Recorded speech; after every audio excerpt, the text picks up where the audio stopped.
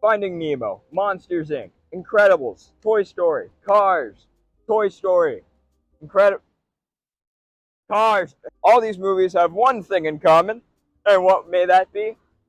Sequels. And not just that, sequels that tend to fall short.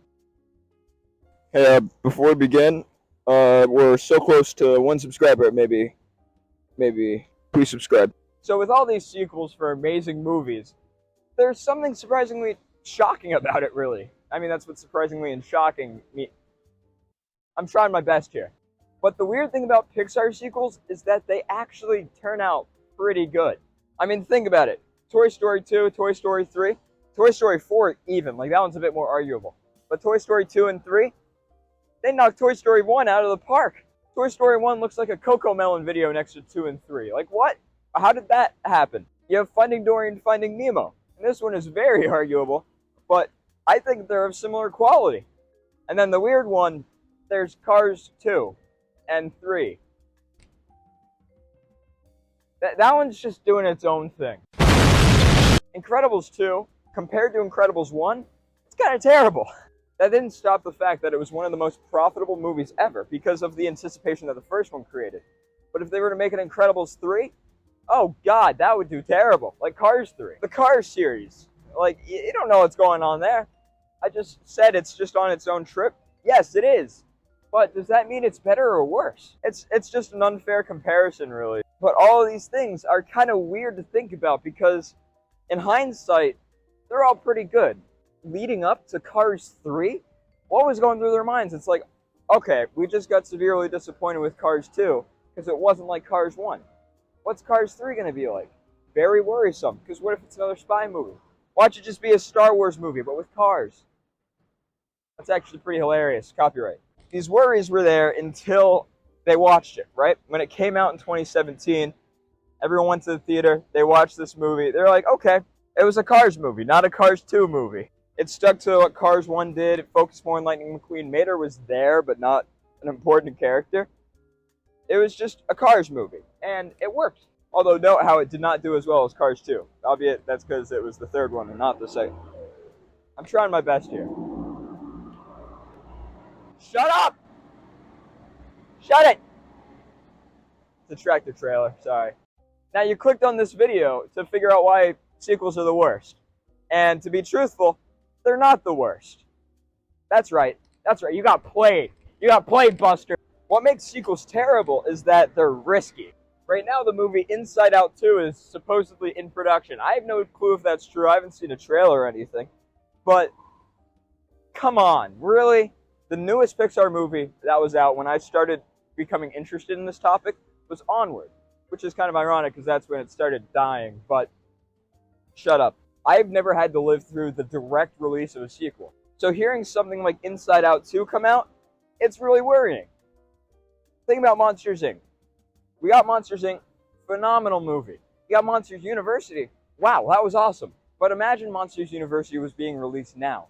You have this good movie, and it's like, oh no, what are they going to do? Inside Out 2, I have the same worry, but I also have trust. Inside Out 2 could go many ways. It could be, oh look, she's a teenager now, and she has to deal with growing up and periods. Right, ladies? I'm so sorry. Or it could be something with the same general feel with a different message. And that's what I think would be optimal. Think about Monsters Inc. and Monsters University again. It's the same characters, right? That's the obvious thing with the sequel. But somehow they give you the same feeling. That's because they don't change the characters. When you think of Cars 1 compared to Cars 2, it's weird because Mater's the main character now. You can't just change the main character because then it's like, wait, this isn't what I know. This isn't what I'm familiar with. So if they're smart, they'll stay more faithful to Inside Out 1. And that's what makes a good sequel. Sticking with what you have and just doing something different. I like to look at it like this. If Inside Out 2 had already released before I was interested in Pixar, it'd be just another one that I have to watch. I'd be like, okay, this is already here. So then, it's part of how I think. I wasn't there for the release of Monsters University. So they were just both there. So I was like, all right, I got these two movies to watch. Let's see if they connect. And they did, thankfully. So I didn't have to wait in anticipation without any knowledge of what a movie would be like I have to do with Inside Out 2. It's 11 o'clock. The bell's ringing.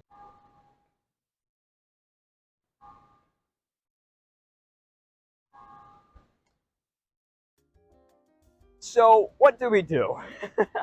For the release of Inside Out 2, we need to remove all expectations. Because I just laid out the expectation that I have. It has to be this story or it's going to suck. And that's very one-sided of me. If I think like that, then it probably will suck because it's not going to be what I expect/want. I need to be ready for Turning Red 2, even if that's something that I don't want to happen. Maybe they'll do better. Really, this entire thing is about trusting the process. Sequels can be good. Toy Story proved that. Monsters, Inc. proved that. Cars did something with that. No matter what, these movies have potential to be good, but you don't know until it's there. So forget everything you know.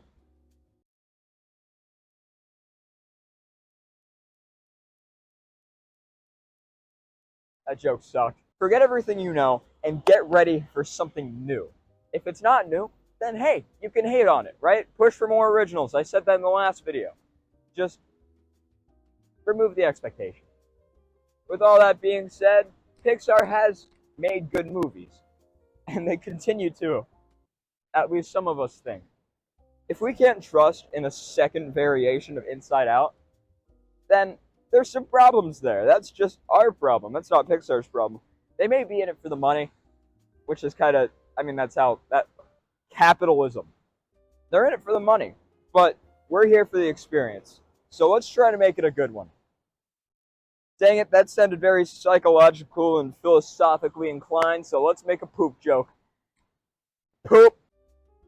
Anyway, it seems as though you've made it to the end of the video, so why don't we just cut a deal, and I will give you